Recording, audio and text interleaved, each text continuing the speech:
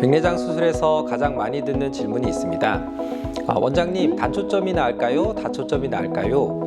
이렇게 물어보시는 분들이 계신데요. 단초점은 저렴하면서도 안정적이지만 성능이 아쉽고, 다초점은 편리하지만 비싸고 빛번짐이라는 부작용이 걱정됩니다. 그래서 최근에는 이 두 가지의 중간 지점을 찾는 분들이 많아졌습니다. 바로 라는 개념입니다.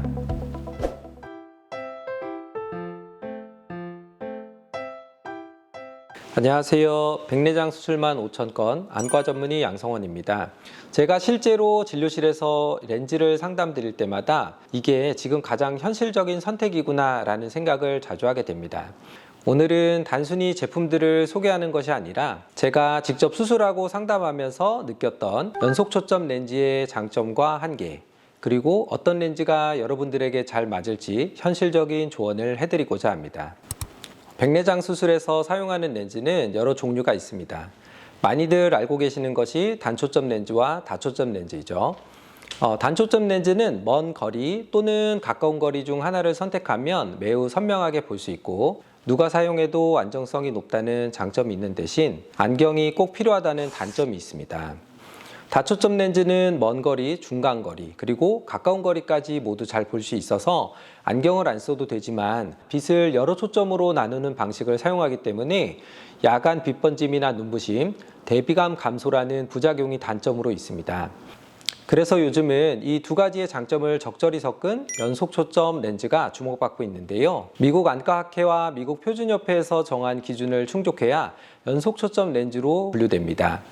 국제표준화기구 ISO의 정의에 따르면 원거리 시력을 유지하면서 임상적으로 의미 있는 중간거리 시력과 초점 심도 확장을 제공하는 렌즈라고 되어 있습니다. 쉽게 표현하자면 원거리에 더해서 손을 뻗은 거리 정도의 중간거리까지 웬만큼 잘 보이는 렌즈입니다.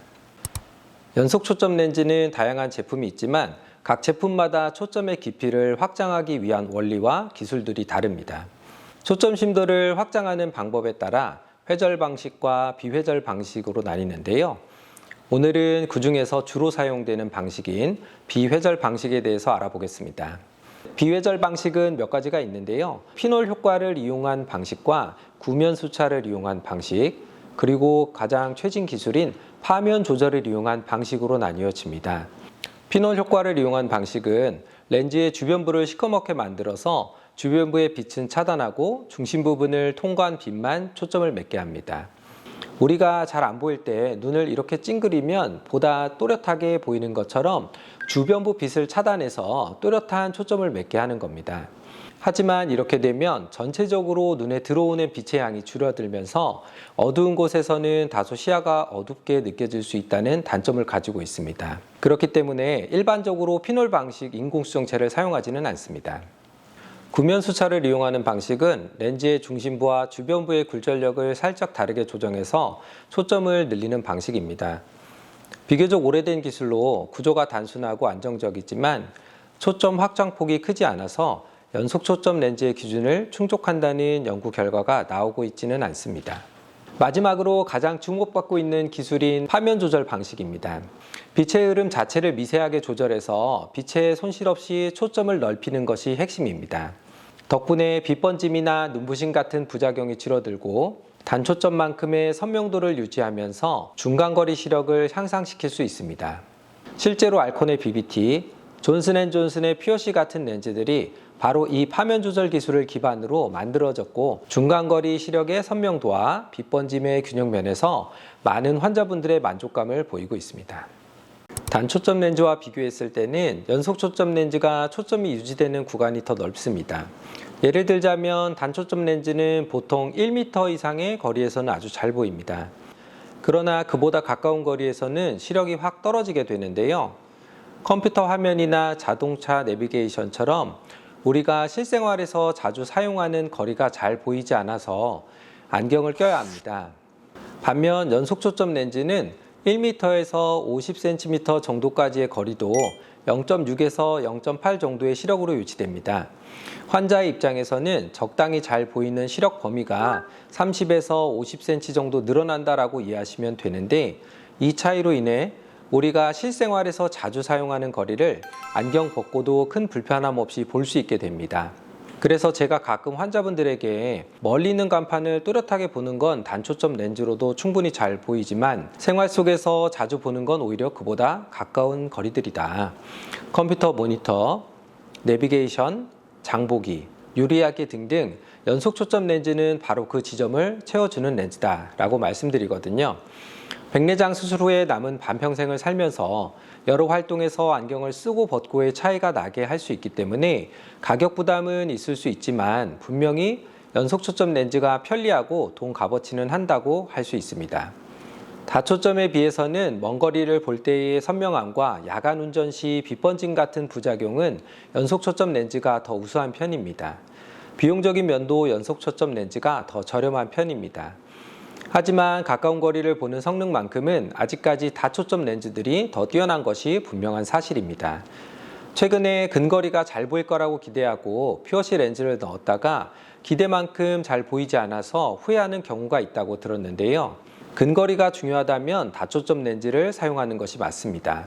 빛 번짐 부작용이 부담스럽거나 가격적인 부분에서 타협해야 하거나 눈에 병이 있어서 회전형 방식의 다초점 렌즈를 사용할 수 없거나 하는 경우 연속 초점 렌즈를 고려해 볼 수 있겠습니다.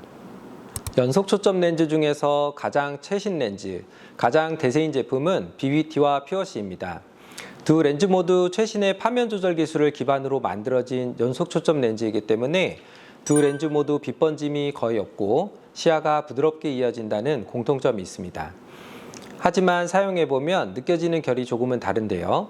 BBT는 전체적으로 선명도와 대비감이 조금 더 강점이 있습니다. 먼 거리와 중간 거리 모두 또렷하고 깨끗한 인상을 주는데요. 대신 근거리로 갈수록 초점이 퓨어시보다 조금 더 빨리 떨어지는 편입니다. 그래서 모니터 거리가 중요하신 분들께 이 렌즈를 더욱 추천드리는 편입니다. 퓨어시도 BBT와 성능 면에서 비슷하긴 한데요. 중간 거리는 BBT보다 약간 덜 보이지만 근거리가 조금 더 잘 보입니다. 초점의 전환이 굉장히 매끄럽다고 합니다.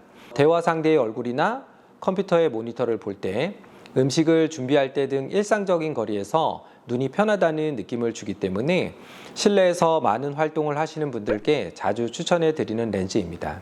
오늘은 연속 초점 렌즈에 대해 이야기하는 것이었지만 아이엔스 렌즈도 같이 말씀드리고 싶은데요. 왜냐하면 아이엔스 렌즈가 태생은 단초점 렌즈가 맞습니다. 앞서 말씀드린 것처럼 미국 안과학회에서 요구하는 연속 초점 렌즈의 기준에 조금 못 미치는 것도 있고요.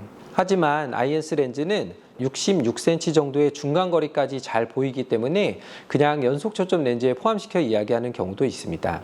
BBT 퓨어시가 중간 거리가 더 가까이까지 보이지만 아이엔스는 가격이 더 저렴하기 때문에 가성비가 뛰어나다고 할 수 있습니다. 그래서 비용 부담이 크신 분들에게는 아이엔스 렌즈를 추천드리는 경우가 많습니다. 네, 오늘은 연속 초점 렌즈에 대해 말씀드렸는데요. 요약하자면 이러한 종류의 렌즈는 단초점에 비해서 중간 거리까지 조금 더 잘 보이고 싶은 분들, 다초점 렌즈의 빛 번짐, 비싼 가격이 부담스러우신 분들, 안정성이 무엇보다 중요한 분들께 적합합니다.